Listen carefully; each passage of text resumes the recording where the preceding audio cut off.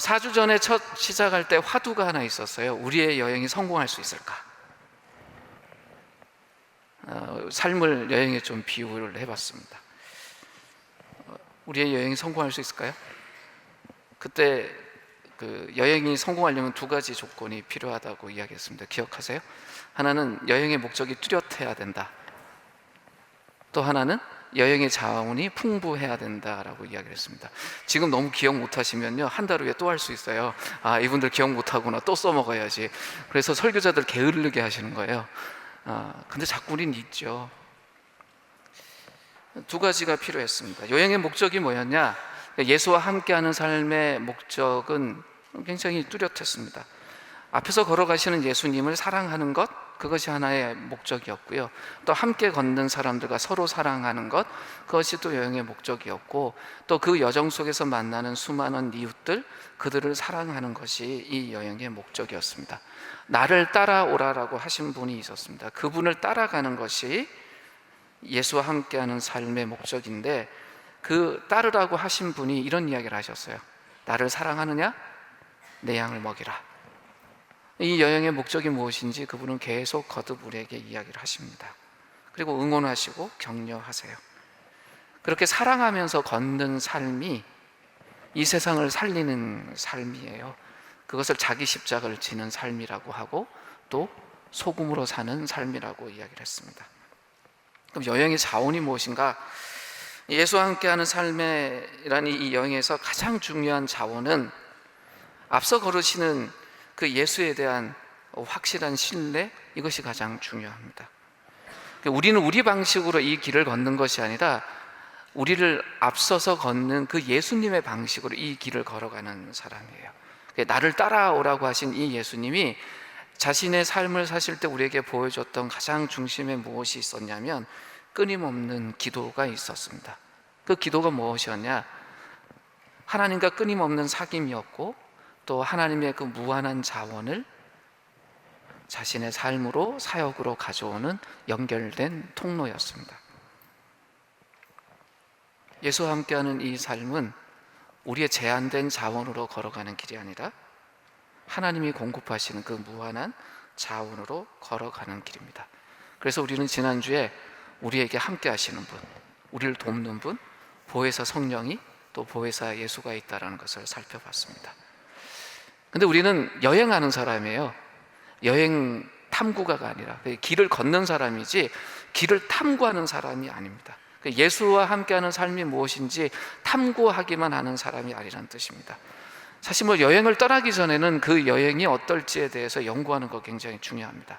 내가 걸어야 될 그 길이 어떤지 찾고 살피고 탐구하는 거 매우 중요합니다. 그래서 예수님도 길을 나서기 전에 앉아서 꼼꼼하게 따져보고 그 다음에 헌신해라는 말씀까지 하셨습니다.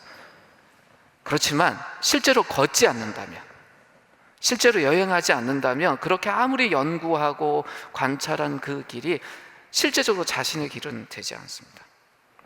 길을 나선 후에도 끊임없이 우리가 걸어가는 그 길에 대해서 살펴야 하지만, 그 길 밖에서, 그 길을 밖에서 관찰만 하는 것, 혹은 그 길 위에서 어느 지점에서 머물러서 그냥 이렇게 살펴보는 것과는, 그 길을 실제로 걷는 것과는 완전히 다릅니다. 우린 실제로 그 길을 걸어가는 여행객입니다. 오늘 마지막 날인데요. 그래서 오늘은 성경 본문은 어떤 걸 선택했냐면, 정말 그 길을 걸었던 사람만이 경험할 수 있었던 하나의 사건, 그 길을 관찰해서는 경험할 수 없는 일, 실제로 예수님과 함께 동행하고 살면서 그 여행길을 걸었던 사람만 경험할 수 있는 한 가지 사건을 통해서 정말 예수님과 함께 실제로 걷는 삶의 내용 하나, 의미 하나를 살펴보려고 합니다. 그 내용이 오늘 마태복음 8장 23절에서 27절에 적혀 있는 말씀인데요, 저희가 먼저 천천히 같이 읽고 말씀을 살펴보려고 합니다. 준비되셨어요? 같이 읽겠습니다. 예수께서 배에 오르시니 제자들이 그를 따라갔다. 그런데 바다에 큰 풍랑이 일어나서 배가 물결에 막 뒤덮일 위험에 빠지게 되었다. 그런데 예수께서는 주무시고 계셨다. 제자들이 다가가서 예수를 깨우고서 말하였다. 주님, 살려주십시오. 우리가 죽게 되었습니다. 예수께서 그들에게 왜들 무서워하느냐, 믿음이 적은 사람들아 하고 말씀하시고 나서 일어나 바람과 바다를 꾸짖으시니 바다가 아주 잔잔해졌다. 사람들은 놀라서 말하였다. 이분이 누구이기에 바람과 바다까지도 그에게 복종하는가. 근데 얼핏 보기에 굉장히 놀라운 이야기예요. 근데 사건의 개요를 좀 살펴보면 이날 예수님이 매우 지쳐 계셨습니다. 온종일 말씀으로 사람들을 가르치고 귀신도 내어 쫓고 환자들을 돌보시고 그랬어요. 근데 밤이 깊었는데 사람들의 행렬이 끊이질 않는 거예요. 오히려 더 많은 사람들이 몰려들기 시작했어요. 아마 낮에 좋은 경험을 했던 분들이 가서 소문을 냈던 것 같아요. 그래서 예수님이 이 무리를 피해야 되는데 방법이 없어요. 그래서 바다를 이용해서 반대편으로 건너가자고 제자들에게 명령을 했습니다. 그러니까 얼마나 많은 사람들이 몰려들었는지 바다를 이용하지 않으면 피할 길이 없었던 거죠. 몹시도 피곤하셨던 것 같습니다. 주님이 이 짧은 항해가 시작되자마자 잠들어 버리셨어요. 배 뒤편에서. 그런데 그 바다에서 갑자기 큰 풍랑이 일었습니다. 제자들이 있는 힘을 다해서 그 바람과 파도하고 싸웠어요. 근데 그날 이 풍랑은 너무 심해서 제자들의 힘으로는 어떻게 도저히 할 도리가 없었습니다. 최선을 다했습니다. 그런데 한계를 느껴요. 죽음의 공포가 그들을 가득 채웠습니다. 결국 어떻게 하냐면 그 잠든 주님을 흔들어서 깨워요. 도움을 요청합니다. 바로 그 순간에 엄청난 사건 하나가 벌어집니다. 제자들을 유혹하고 죽음의 공포로 몰아넣었던 그 거센 바람과 엄청난 파도가 이 깨어난 예수님 앞에서는 맥을 쓰지 못하는 거예요. 예수님이 호령 한마디 하셨습니다. 바다야 잔잔해져라. 끝났어요, 게임이. 주님과 제자들을 실은 배가 무사히 건너편까지 항해할 수 있었습니다. 이게 사건의 개요입니다. 이 사건에 놀라운 모습이 있어요. 예수님이 도대체 어떤 분인가요? 예수님의 권위와 능력이 나타나요. 사실 이 짧은 하나의 사건인데 이 속에 기독교의 본질이 어디 있는지 여기 확인할 수 있습니다. 2000년 전에 제자들이 만났던 예수, 함께 식사도 하고 함께 여러 가지 대화를 나눴던, 어찌 보면 굉장히 자신들하고 비슷해 보이는 그 평범했던 그 남자 예수는 보통 인물이 아니었어요. 바람과 바다도 순종할 수밖에 없는 그런 하나님의 아들이었습니다. 구약 성경에 보면 하나님을 피조물의 주인으로 기록을 해요. 그리고 그분이 말씀하시면 이 피조물은 순종하는데 대표적으로 바다가 순종해요. 고대인들에게 있어서 바다는 엄청난 무서운 존재였습니다. 그런데 그 바다도 하나님 앞에서는 순종할 수밖에 없는 존재로 기록이 됩니다. 시편 104편 7절에 이렇게 기록되어 있습니다. 주님께서 한번 꾸짖으시니 물이 도망치고 주님의 천둥 소리에 물이 서둘러서 물러갑니다 라고 기록되어 있습니다. 자연을 향해서 명령할 수 있는 분이 하나님이 유일했어요. 근데 지금 이 사건에서는 누가 명령하세요? 예수님이 폭풍우를 잠잠하게 하시는 이 사건을 통해서 본인이 누구인지 드러내신 거예요. 정체를. 하늘과 땅의 모든 주권을 가지고 계신 하나님이심을 드러내신 겁니다. 우리는 이 자연이 얼마나 무서운 건지 경험해요. 이제 여름이잖아요. 곧 장마도 온다 그러고 태풍도 몇 개 지나갈 거예요. 그죠? 7월, 8월, 늦게는 9월로 지나갑니다. 근데 큰 바람이라고 불리는 그 태풍, 따지고 보면 바람밖에 안 되는데 매번 한 번씩 지나가면서 엄청난 피해를 줍니다. 요즘처럼 과학이 발달된 시절엔 태풍의 진로까지도 우리가 알잖아요. 며칠 날 어디를 가고 어디를 간다, 이거 예측합니다. 근데 예측하는 것 뿐이에요. 큰 바람 하나 불면 난리가 납니다. 가족이 잃어버릴 수도 있고요, 재산을 잃어버릴 수도 있어요, 그 태풍 앞에서. 근데 그 큰 바람 앞에서 우리가 할 수 있는 일이 그다지 많지 않아요. 우주를 나가는 시대지만 이 지구 위에서 벌어지는 그 바람 하나도 우리는 함부로 할 수 없는 존재입니다. 그런데 예수님은요, 그냥 말씀 한마디로 정리하세요. 왜 그러실 수 있었어요? 그분이 자연의 주인이라서 그렇습니다. 근데 이 자연의 주인이신 예수님이 그저 자신의 권위를 이렇게 뽐내는 분이 아니라 은혜를 베푸시는 분으로 이 사건 속에 드러납니다. 제자들이 죽음의 위기에 있었어요.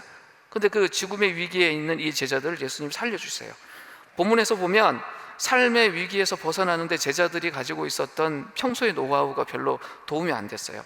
왜냐하면 이 배에 타고 있던 사람들 중에 대부분이 그 갈릴리 바다 출신의 어부예요. 근데 대개 이 갈릴리 바다에서 배를 탈 때 3살, 4살부터 탄다고 해요. 그러니까 베드로 정도 되면 한 30년 이 배를 탔던 사람이니까 이 바다에 대해서는 전문가였을 거고 거기서 뭐 폭풍 한두 번 만나본 분 아닐 거란 말이에요. 정말 노련한 어부였습니다. 근데 이날 이 폭풍은 평소하고 다르다는 것을 가장 누구들보다 이 어부 출신인 분들이 먼저 아셨겠죠. 배가 물에 잠기기 시작했어요. 이젠 침몰하면 모두의 운명이 끝장난다는 것을 알았을 때 이 녹초가 되어 계신 분에게 가장 누가 먼저 다가갔을까? 어부들이었지 않았을까 생각이 돼요. 비상 상황이었으니까. 예수님이 흔들어 깨워요. 사실 우리가 늘 그렇잖아요. 하나님을 부르지 않으면 안 되는 상황이 있어요. 그분을 부르지 않으면 우리의 삶이 유지되지 않을 것 같은 상황이 있어요. 그러면 지쳐서 그분이 주무시는 것 같이 보이더라도 그분을 흔들어 깨워서 우리의 안전을 위해서 간구해야 합니다. 인간의 수명이란 것 딱 부딪히면 저희들 끔찍해지죠. 남아있는 날이 많은 것 같은데 아니요, 그렇지 않아요. 원치 않는 질병이 우리에게 다가오고 사고가 다가오고 하면 그때 우리는 느낍니다. 이거 안전한 게 아니네. 기도하게 됩니다. 그뿐인가요? 우리 스스로 해결할 수 없는 한계 상황에 이를 때마다 우리는 하나님 쳐다봅니다. 그리고 그 하나님 향해서 우리의 고통을 호소하고 도움을 청합니다. 이것이 사실 인간의 진실한 모습입니다. 한번 상상해 보세요. 막 이렇게 심하게 이렇게 죽일 듯이 덮쳐오는 그 파도, 바람.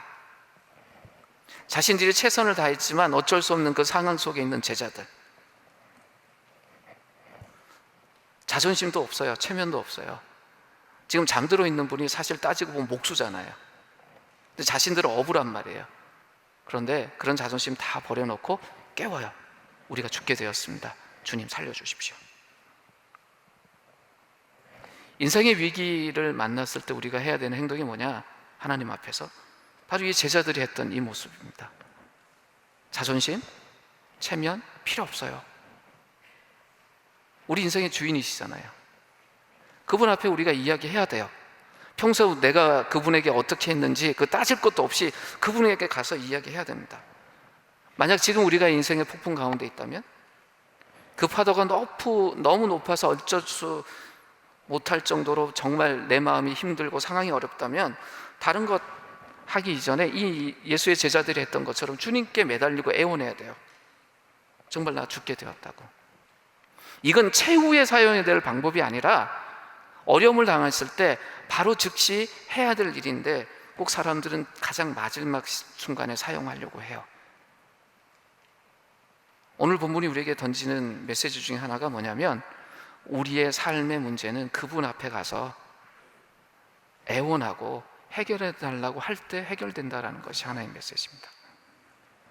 그분은 은혜를 베푸시는 분이에요. 그걸 우리가 잊어버리고 우리의 힘만으로 인생을 살려고 하면 늘 폭풍 속에 있는 거예요. 견뎌내는 거죠. 그런데 오늘 이 본문은 이렇게 놀랍고 아름다운 이야기만 있는 게 아니라 좀 이상한 이야기들이 좀 있어요. 그 첫 번째가 뭐냐면 큰 풍랑을 만났다는 거예요. 제자들이 어떤 존재입니까? 모든 것을 버리고 예수님을 따라 나선 사람들이에요. 이 본문 직전에 보면 부친의 장례까지도 다른 사람들에 맡기고 예수님 따라 나선 사람들이에요. 말 그대로 자신들의 모든 것을 다 버리고 예수님 따라간 사람들이에요. 제자들이 그런단 말이에요. 우리는 모든 것을 다 버리고 주님을 따랐습니다. 그 말이 거짓말이 아니었어요. 이날도 예수님하고 함께 배를 탔어요. 예수님 따라서 배에 올랐어요. 그런데 주님과 함께 있는 이 제자들에게 바람과 파도가 다가온 거예요.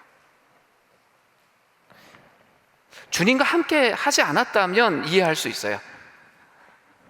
주님하고 함께 하지 않았으니까 파도가 온 거지, 바람이 온 거지 라고 말할 수 있어요. 근데 이 제자들은요, 주님을 따르고 있었고 주님과 함께 배에 오르고 있었어요. 그런데 풍랑이 일어났어요. 예수님 타고 계시다고 해서 풍랑이 이 배를 피해가지 않았습니다. 예수님을 믿고 따르는 성실한 제자들이라고 해서 이 풍랑이 그 제자들을 봐주지 않았습니다. 언뜻 보기에 이상해 보이는 이야기입니다. 근데 아니요, 사실 우리가 매일 겪고 있는 정상적인 경험입니다. 예수 믿는다고 해서 세상의 모든 일들이 술술 풀려나가나요? 아니요. 우리가 착각 하나를 하는 게 있어요. 우리가 하나님을 믿으니까, 우리가 믿는 하나님이 무한하신 분이니까, 완전하시는 분이니까, 우리가 그분을 믿고 사니까 우리 인생에서 우리의 삶은 믿지 않는 사람들하고 달리 술술 잘 풀려나갈 것이다 라고 생각해요. 또 어려움이 발생한다고 하더라도 그들과는 다른 방식으로 해결되겠지라고 생각을 해요. 근데 사실이 정말 그럴까요? 아니요, 정반대예요. 그리스도인들은요, 자기 잘못이 없어도 고통당하는 사람들이에요. 주님을 모시고 성실하게 살아가는 것 때문에 당하는 환난과 풍랑도 있는 사람들이에요.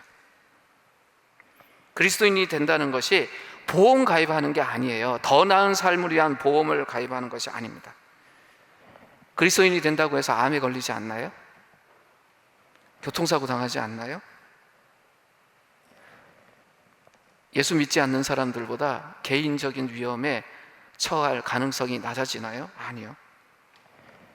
분명히 바뀌는 건 있죠. 우리 마음이 그리스도 때문에 얻는 평화가 있어서 육체와 정서가 더 건강해지는 것은 사실이에요. 하지만 그리스도인들도 그리스도인이 아닌 사람들하고 똑같이 상실과 비극을 경험하고 삽니다. 더 정직하게 이야기하면 그리스도인이 된다는 건 위험한 일입니다. 지난 20세기가 사실은 그리스도를 믿는 사람들이 가장 많이 순교당한 세기이기도 했습니다. 늘 우리는 풍랑을 만나요. 그런데 더 이상한 건요, 이 풍랑 속에서 예수님은 주무신다는 거예요. 이 제자들이 탄 배가 큰 배가 아니었습니다. 2000년 전 이 어부들이 사용하던 배는 작은 배였어요. 그리고 고기잡이 배이기 때문에 이 옆이 터져 있어요. 고기 잡으려면. 그러니까 조그만 풍랑이 일어도 물이 쉽게 넘어올 수 있는 그런 배였어요. 그러니까 얼마나 그 배가 힘없이 막 왔다 갔다 했겠어요. 근데 예수님이 마치 아무 일도 없다는 듯이 배 뒤편에서 주무시고 계세요. 제자들이 분명히 고난을 받고 있는데도 편안히 주무세요. 이상하지 않습니까? 우리 삶도 늘 이런 것 같아요. 우리의 뭐 어떤 문제가 생기면 예수님이 나타나셔서 간섭해 주시기를 바라잖아요. 좀 삶을 일일이 좀 따져보시면서 좀 고쳐도 주시고, 좀 어떨 때는 격려도 해주시고, 잘하는 건 잘한다, 못하는 건 못한다 좀 이야기해 주시면 우리가 얼마나 잘 가겠어요. 우리는 부모로서 그렇게 살았단 말이에요. 아이들이 어릴 때 하나씩 일러주고 이건 아니야 뭐 떼찌 하기도 하고 막 그랬잖아요. 그러면서 우리 하나하나 배워왔기 때문에 주님이 우리에게 그렇게 해주실 거라는 기대가 늘 있어요. 그리고 우리가 이런 기대를 갖는 것처럼 주님이 정말 그 기대를 충족시켜 주실 때도 있습니다. 정말 상상할 수 없는, 상상할 수 없었던 그런 기적 같은 일들을 통해서 우리 인생을 인도할 때도 있으세요. 그런데 기적이라는 게 항상 일어나지 않아요. 그리고 자주 일어나지 않아요. 만약 기적이 자주 일어나면 그걸 기적이라고 하겠냐고요. 그러면 상식이라 그러지 기적이라고 말하지 않아요. 성경이란 걸 일반적으로 보면 그냥 멀리서 보면 기적이 가득한 책인 것 같잖아요. 그런데 하루 날 잡아서 다른 거 다 버려버리시고 기적이 얼마나 자주 일어나는지만 한번 살펴보세요. 창세기부터 요한계시록까지 수십 년에 한 번 정도, 아니 수백 년에 한 번 정도 일어나요. 분명히 기독교가 이 이적의 종교고 기적의 종교인 건 맞지만 성경을 천천히 읽어가면서 세어보면 기적이 별로 자주 일어나지 않습니다. 그리고 이 성경의 역사 속에서 하나님은 어떤 이적이나 기적 같은 걸 행하시기보다는 오히려 가만히 좀 있는 분 같아요. 움직이지 않고 마치 주무시는 분 같이 그렇게 보입니다. 우리 삶을 돌아보면 주님이 어떨 때는 이제 등 돌리고 우리를 모르는 척하고 계실 때가 참 많아요. 뻔히 아시는데 이렇게 모르고 있는 것처럼. 세상적인 시각으로 보면 이 그리스도인의 인생이 그렇게 행복해 보이지 않습니다. 정말 우리가 위기라고 느끼는 순간에도 하나님이 눈에 보이게 확 개입하시는 경우가 많지 않아요. 근데 정말 하나님이 주무시고 계신 걸까요? 정말 주님은 제자들의 고난을 모르고 계신 걸까요? 이 질문은 우리도 계속하는 질문이지만 우리 선배들도 했어요. 이 복음서가 기록되던 그 당시에 네로 황제의 박해를 받았던 우리의 선배들, 그 선배들도 이 상실감에 빠져 있었어요. 그분들 이런 질문들을 많이 했겠죠. 우리가 고통과 위기에 빠져 있는데 하나님은 어디 계십니까? 하나님은 왜 이 괴로움을 멈추게 하시질 않습니까? 왜 순수한 그리스도인들이 고문받고 살아온 짐승들에게 물어 뜯기고 불에 타 죽습니까? 왜 하나님은 돌보지 않으십니까? 우리가 얼마나 더 오래 이 고통을 견뎌낼 수 있을까요? 라는 이 질문들을 던지면서 상실감에 빠져 있었을 겁니다. 근데 오늘 본문에 어떻게 되어 있어요? 예수님이 폭풍을 진정시키셨대요. 그 길을 걸었던 제자들이 이 고백을 한 겁니다. 그리스도인이라고 해서 인생에 폭풍이 없는 것은 아닙니다. 그러나 하나님의 도움이 함께 하시기 때문에 그 폭풍이 우리를 파괴하지는 않는다. 이것이 이 이야기예요. 비슷한 깨달음을 바울 사도가 깨닫고 자신의 인생 말년에 이 수많은 고통과 혼란스러움을 견뎌내고 나서 이 로마의 그리스도인들에게 보낸 편지의 마지막 부분에서 이 이야기를 해요. 로마서 8장 26절 39절에 있는 내용인데요, 그 부분에서 몇 군데를 발췌해서 저희들 같이 읽어봤으면 합니다. 준비되셨어요? 같이 읽겠습니다. 이와 같이 성령께서도 우리의 약함을 도와주십니다. 우리는 어떻게 기도해야 할지도 알지 못하지만 성령께서 친히 이루다 말할 수 없는 탄식으로 우리를 대신하여 간구하여 주십니다.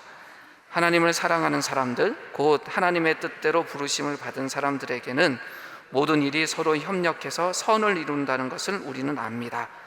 자기 아들을 아끼지 않으시고 우리 모두를 위하여 내주신 분이 어찌 그 아들과 함께 모든 것을 우리에게 선물로 거저주지 않으시겠습니까? 누가 우리를 그리스도의 사랑에서 끊을 수 있겠습니까? 환난입니까? 공고입니까? 박해입니까? 굶주림입니까? 헐벗음입니까? 위협입니까? 또는 칼입니까? 나는 확신합니다.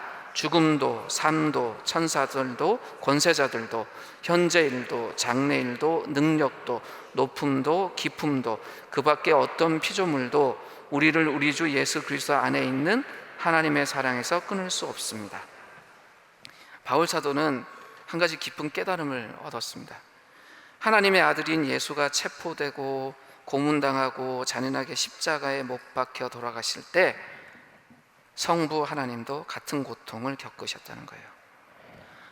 하나님은요, 자신의 아들을 살려두지 않으셨어요. 예수를 살리기 위해서 자연법의 규율을 깨트리거나 역사를 침해하지 않으셨습니다. 똑같이 네로 황제에게 고통받고 있는 로마의 그리스도인들을 살리기 위해서 자연법을 깨트리거나 역사를 침해하지 않으셨습니다. 사람은 태어나고 또 죽기 마련입니다. 어떤 사람에게는 삶 자체가 지옥 같을 수도 있습니다. 하나님은 우리를 그냥 거기에 두지 않으십니다. 바울의 고백처럼 하나님은 하나님을 사랑하는 자, 곧 그 뜻대로 부르심을 받은 자들에게 모든 일이 합력하여 선을 이루도록 하십니다. 자신에게 다가온 폭풍을 피할 수 있는 사람은 아무도 없어요. 폭풍이 우리를 유혹해요. 그런데 삶에서 그렇게 겪는 그 폭풍, 시행착오나 비극을 통해서 우리가 어떤 상황에 놓이더라도, 어떤 상황에 있더라도 우리의 상황과 상관없이 하나님이 성령으로 우리와 함께 하신다는 이 사실을 깨닫는 것이 굉장히 중요합니다. 근데 오늘 이 이야기에서 가장 좀 이상한 건 예수님의 행동 하나인데 제자들을 책망하시는 거예요. 제자들이 예수님을 깨웠습니다. 살려달라고. 근데 살려주시기 전에 제자들 책망하세요. 야단부터 치세요. 한번 생각해 보세요. 주님을 깨웠어요. 주님께 도와달라고. 이거 정상적인 행동 아닌가요? 이것이야말로 종교적인 본질이잖아요. 위기 가운데서 구출해 주십시오라는 것이 뭐가 잘못됐어요? 사실은 이런 위기 속에서 구출당하는 것을 통해서 하나님과 우리 사이의 관계가 더 친밀해지는 것입니다. 인간이 자기의 한계 상황에 도달해서 하나님께 찾아가서 도와달라고 했는데 꾸중부터 들어요. 그럼 누가 찾아가겠어요? 누가 하나님께 기도하겠습니까? 제자들은 배가 뒤집히는 긴박한 상황에서 주님만이 자신들을 구원할 수 있다고 생각했기 때문에 주님을 깨웠습니다. 근데 꾸중을 들었어요. 이거 문제 있는 거 아닌가요? 근데 무엇을 꾸중했는지 잘 보십시오. 예수님은 제자들이 자신을 깨웠다고 꾸중하신 게 아니라 그들이 두려워하는 것 때문에 꾸중하셨습니다. 나 왜 흔들어 깨웠어? 이것 때문에 짜증내신 것이 아니라 그들이 두려워하는 것 때문에 그러셨습니다. 예수와 함께 예수의 길을 걷는 이 제자의 길에서 내려놓아야 될 게 있는데 그게 뭐냐면 염려와 걱정, 두려움이에요. 그리고 강하게 붙들어야 되는 게 있어요. 그게 뭐냐면 믿음이에요. 예수님이 제자들에게 두 가지 질문을 하십니다. 하나는 두려움에 가는 것이고 하나는 믿음에 가는 것이었습니다. 이 두 가지 질문이 연결되어 있었습니다. 생명이 왔다 갔다 하는 그런 위험의 상황이 있었어요. 근데 예수를 따르는 자들이 가져야 되는 게 뭐냐면 담대함이에요. 그리고 그들을 구해 주실 하나님의 능력을 신뢰하는 것이었어요. 왜 이래야 되냐면 제자들은 이미 하나님 나라가 이 땅에 개입한 걸 목격한 사람들이었어요. 이 사건 바로 직전에 어떤 일이 있었어요? 예수님 때문에 세상이 치유되는 걸 봤어요. 병자들이 낫고요, 귀신들이 물러가고요, 이런 걸 다 봤던 사람이에요. 그 사람들이 제자들이었어요. 그리고 그 예수님과 제자들이 이 배 위에 있었어요. 이미 하나님 나라가 개입하고 있었다는 걸 본 사람들이란 말이에요. 그렇다면 현재 이 폭풍우 가운데서도 이들이 보여야 될 행동은 무엇이었냐면 이 예수님에 대한 신뢰였어요. 예수님이 왜 잠들으셨을까요? 이 위험함 속에서도 평안하게 잠잘 수 있었던 것, 이것은 도대체 우리에게 뭘 가르쳐 주기 위한 행동이었을까요? 이분들 유대인들이잖아요. 구약의 전통 속에 있는 분들입니다. 구약 성경에 보면 힘든 상황 속에서도 잠에 빠질 수 있는 것은 하나님에 대한 깊은 신뢰를 표현하는 것이다 라고 기록되어 있습니다. 시편 3편 5절에 이렇게 되어 있어요. 내가 누워 고나게 잠들어도 또다시 깨어나게 되는 것은 주님께서 나를 붙들어 주시기 때문입니다 라고 노래를 해요. 예수님의 모습하고 제자들의 모습이 너무나 달라요. 이 폭풍 앞에서 예수님은 어때요? 마치 아무 일도 없는 것처럼 주무세요. 왜 그럴 수 있었어요? 하나님을 신뢰해서 그래요. 근데 제자들은요, 폭풍 때문에 흔들려요. 당황하고 공포에 쌓여요. 그 순간에도 스승인 예수는 우리가 어떤 삶을 살아야 되는지 제자들에게 보여주세요. 온몸으로 보여주고 계세요. 풍랑이란 상황 때문에 믿음을 잃어버린 제자들과 달리 예수님은 하나님을 의지하는 것이 무엇인지를 보여주고 계십니다. 제자의 삶이 이래요. 그리스도를 신뢰하는 것을 붙들고 있으면 저희들이 흔들리지 않지만 우리의 상황이란 걸 가서 딱 그 상황에 몰입하는 순간부터는 우리의 믿음이 흔들려 버리기 시작합니다. 그래서 전적으로 실패합니다. 예수님이 제자들은 믿음이 적은 자들이라고 불러요. 믿음이 있어요. 그래서 하나님을 아버지라고 불러요. 그리고 예수를 따라요. 그런데 세상적인 일 때문에 염려하고요, 그래서 세상적인 염려 때문에 실패합니다. 진정한 믿음을 소유하고 있다면 그 믿음을 표현해내야 되는데 그 믿음을 표현하는 게 무엇이냐? 하나님에 대한 전적인 신뢰로 표현하는 것입니다. 우리를 앞서가고 계신 예수님에 대한 신뢰가 핵심입니다. 주님에 대한 신뢰, 주님에 대한 믿음 없이는 걸을 수 없는 길이 바로 제자의 길이에요. 두려움을 해결할 수 있는 답이 뭐냐? 그 믿음이에요. 폭풍이 그날 무서웠습니다. 그래서 경험이 가장 많은 어부들이, 이 직업적 어부들이 목수에게 도움을 구했습니다. 작은 믿음이 있었어요. 그래서 예수가 자신들을 구할 수 있을 거라고 생각한 거예요. 그래서 예수의 능력을 자신의 삶으로 가져올 수 있었습니다. 그렇지만 여전히 그들은 두려워했어요. 믿음이 작았기 때문에 그 두려움마저는 해결하지 못한 거죠. 그런데 이 사건을 통해서 예수가 얼마나 충분하신 분인지 깨닫고 나서 이들의 두려움이 바뀌어요. 폭풍에 대한 두려움이 아니라 이분들의 두려움의 방향이 바뀌어서 뭐라고 말해요? 이분이 도대체 누구이지? 라고 물어요. 이제 비로소 작은 믿음이 틀을 깨고 조금 커졌어요. 폭풍에 대해서 갖고 있던 그들의 두려움이 이제는 신적인 분에 대한, 도무지 자신들과 다른 이분에 대한 두려움으로 바뀝니다. 이제 말씀을 정리하려고 합니다. 오늘 일어날 사건을 볼까요? 폭풍으로 인해서 공포가 휩싸였어요. 근데 그 전에 예수님이 하셨던 행동이 뭐냐면 군중들을 모아놓고 가르치시는 거였어요. 하나님 나라에 대해서 가르치셨겠죠. 얼마나 많은 사람들이 몰려들었는지 예수님이 그 사람들 피하기 위해서는 배를 이용해서 가실 수밖에 없었습니다. 얼마쯤 가다가 하늘이 까매지고 바람이 불어오고 호수가 요동치기 시작했습니다. 돌풍이 불었을 때 베드로가 그랬겠죠. 염려하지 마. 나 여기서 30년 있었어. 요한 너도 알잖아. 그랬을 겁니다. 갈릴리 폭풍에 대한 전문가였으니까.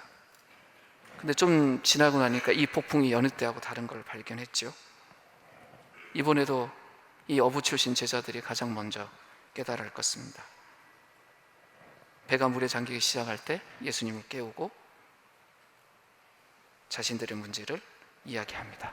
예수님이 바다를 향해서 이야기하세요. 조용히 해라. 숨을 멈춰라. 순간 폭풍우가 다 끝나버렸습니다.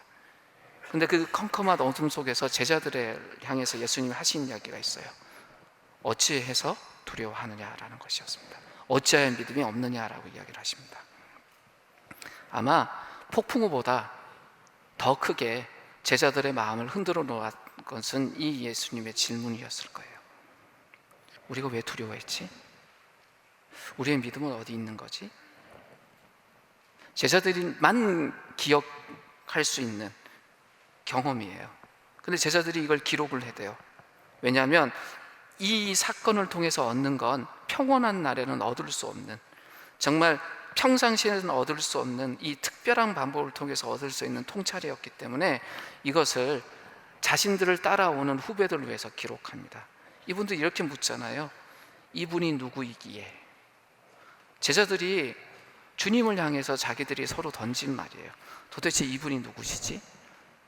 근데 생각해 보세요. 자신의 모든 것을 다 버리고 따라왔던 분이에요. 예수가 어떤 분인지 몰라서 여기까지 따라왔어요? 아니요. 어떤 사람들보다 예수에 대해서 가장 많이 알고 있는 사람들이었어요. 그런데 이분들이 이 사건 속에서 뭐라고 물어요? 이분이 도대체 어떤 분이지? 길 밖에 있는 분 있죠. 또 길 위에 있지만 어느 지점에 딱 멈춰져 있는 분들에게 예수가 어떤 분인지 물어보세요. 그럼 명확하게 대답하세요. 예수는 이런 분입니다. 고정된 틀이 있어요. 선명하게 설명할 수 있는. 마치 20년 전에 헤어진 어떤 동창에 대해서 어떤 분이 딱 질문하면 저희들 대답해요? 못해요? 해요. 아, 그 친구요? 이런 친구예요 라고 대답해요. 근데 20년 전 기억의 한 점이에요. 근데 명확하게 이야기를 해요. 자신 있게. 근데 반대편이 있어요. 결혼하고 저 20년 넘었거든요. 따져보고 결혼을 했을 거 아니에요. 저 인생 그냥 막 사는 사람 아닙니다. 근데 20년이 지났어요. 함께하는 시간만큼 서로가 서로에 대해서 더 많이 알죠. 그런데 아는 것만큼 내가 이 상대편에 대해서 모르는 부분이 더 많구나라는 걸 점점 더 알게 됐어요. 예수님에 대한 것도 마찬가지예요. 멀찍이 떨어져 있으면요, 예수님 아는 분이에요. 근데 정말 함께 걸으면서 예수님에 대해서 보면 알면 알수록 모르는 분이에요. 이 무한하신 분을 우리가 어떻게 알겠어요? 그렇다고 해서 예수님에 대한 경험과 지식이 줄어든다는 이야기가 아니에요. 점점 많아지고 있습니다. 많아짐과 동시에 모르는 부분이 쌓여 있는 걸 우리가 발견해요. 그게 우리 인생입니다. 우리는 매일매일 걸으면서 이 질문을 해야 됩니다. 이분이 누구시지? 근데 이 질문을 하지 않는 분들이 어떤 분이냐면 걷지 않는 분들이에요. 머물러 있는 거예요. 예수님이 어떤 분이더라 라고 하면 그 위치에 지금 머물러 계신 거예요. 우리는 새롭게 걸어야 됩니다. 고정된 틀에 갇히지 않으려면 계속 삶 속에서 그분과 함께 걸으면서 우리 인생에 다가오는 시련도 겪고 기쁨도 겪고 그러면서 그런 사건 속에서 우리는 예수님을 새롭게 발견해 갈 것입니다. 그것이 예수님과 더불어 함께하는 삶의 특징입니다. 이 배에 있었던 선배 중에 한 분이 베드로 사도잖아요. 근데 그분이 인생의 말년에 남긴 말이 이거예요. 시련은 우리의 믿음을 단련하는 도구라고 이야기를 합니다. 그 성경 말씀이 베드로전서 1장 7절인데요. 같이 한번 읽을까요? 같이 읽겠습니다. 시작. 하나님께서는 여러분의 믿음을 단련하셔서 불로 단련하지만 결국 없어지고 마는 금보다도 더 귀한 것이 되게 하시며 예수 그리스도께서 나타나실 때에 여러분에게 칭찬과 영광과 존귀를 얻게 해 주십니다. 평생을 예수님과 함께 했던 베드로가 이런 이야기를 합니다. 수많은 인생의 폭풍을 만났던 분이지요. 그분이 이런 이야기를 합니다. 시련이란 것은 우리 삶에 하나님의 능력이 역사하는 기회다.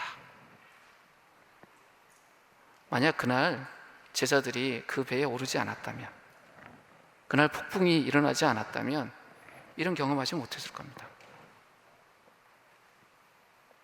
우리의 인생도 마찬가지입니다. 어느 특정 지점에 머물러 있으면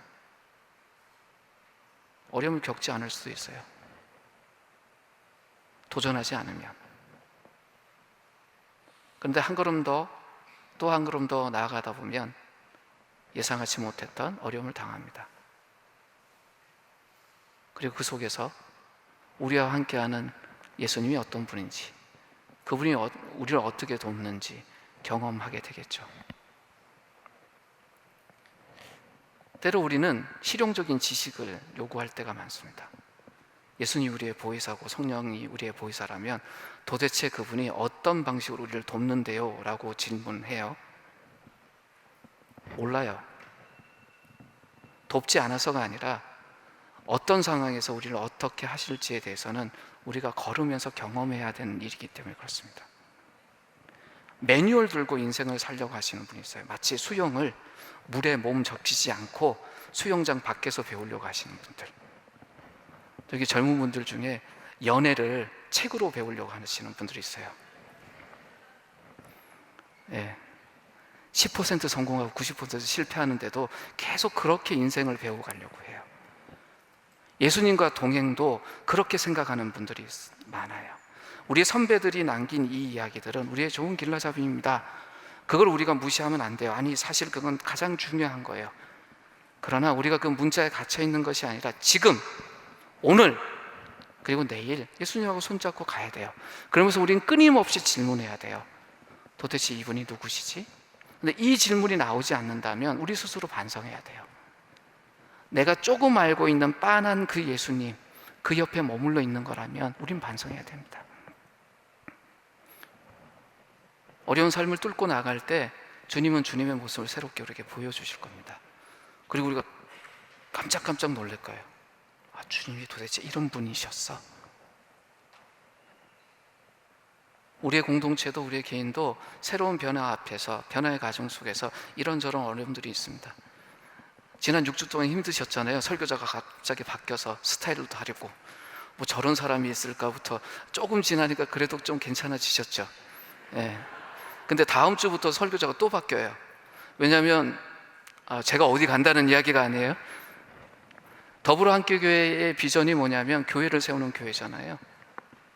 그러면 설교하는 사람들도 여러 사람들이 준비되고 세워져야 되는 것뿐만 아니라 이미 우리 교회는 좋은 설교자들이 있어서 7월 한 달 동안 저희가 4명의 설교자가 같이 설교를 할 겁니다. 한 달 전부터 같이 준비해 왔습니다. 계속 여러분들 앞에 그런 도전들을 저희들은 시행을 할 거예요. 왜요? 고정되어 있지 않기 위해서. 끊임없이 저희들은 질문하게 될 거예요. 주님 도대체 나에게 어떤 분이지? 우리 공동체는 그렇게 어렵지만 힘든 길이지만 그렇게 가면서 주님이 우리에게 어떤 분인지 새롭게 발견하고 나아갈 것입니다. 이제 저희가 1분간 침묵하고 또 마음으로 드리는 예배 순서를 가질 텐데 답을 얻으려고 하지 마세요. 제자들이 이 사건을 통해서 인생의 답을 얼마나 얻었겠어요? 깊은 통찰을 얻었지만, 그러나 이 제자들이 가장 중요한 걸 얻은 게 뭐였어요? 이분은 누구시지? 라는 질문을 얻은 거예요. 평생 우리의 선배들은 이 질문을 가지고 예수님과 동행했습니다. 그렇기 때문에 후배들에게 좋은 이야기를 남겼어요. 바울도 베드로도. 이제 우리가 이어지는 우리의 삶 속에서 우리를 따라오게 되는 사람들에게 우리가 남겨줘야 될 건 뭐냐면 이 질문이에요. 예수님이 어떤 분이신지를 계속 바라보게 하는 이 질문. 이 질문이 멈추는 그 순간이 우리의 생의 마지막 날이라면 참 아름다운 인생이겠지만 생의 마지막 날도 아닌 어느 중간에 이 질문이 사라져 버린 걸 우리 스스로 깨닫는다면 그때 우리는 조심해야 됩니다. 주님과의 교제가 과거형일 수 있어요. 매일 주님과 함께 얼굴을 마주대는, 그리고 그분과 대화하는 저희들이었으면 좋겠습니다. 그래서 도시락 꼭 사세요. 그리고 깊이 나눠야 돼요. 공동체가 같은 본문의 말씀을 보고 나누는 것 굉장히 중요합니다. 왜냐하면 같은 질문에 대한 다른 대답들을 다른 인생을 통해서 만날 수 있기 때문에 그렇습니다. 이 나들목이 갖고 있는 전통을 우습게 여기지 마세요. 저희가 설교를 듣고 나면 바로 그 시간에 자기 성찰도 하고 가교에서 삶으로 말씀 읽기라는 순서를 가지고 내 인생 속에서 얻은 답 혹은 질문을 함께 나눠요. 이것을 소홀히 하시는 분들은 처음에는 큰 차이가 나지 않겠지만 어느 순간에 과거에 머물러 있는 자기와 이미 현재 속에서 한참 앞서가 있는 가족들의 그 차이를 느낄 겁니다. 주님이 보여주셨던 이 삶의 모습을 따라가기 위해선 우리 끊임없이 질문해야 합니다. 이분이 누구신가? 라는 질문. 근데 이 질문은 머리로 하는 질문이 아니라 우리의 삶 속에서 그분과 동행하면서 우리 삶 속에 벌어지는 여러 사건들 속에서 하게 되는 질문일 것입니다. 오늘 하루가 우리에게 던지는 질문은 또 무엇일지 같이 돌아보는 시간이 되었으면 좋겠습니다. 이제 1분간 침묵하도록 하겠습니다.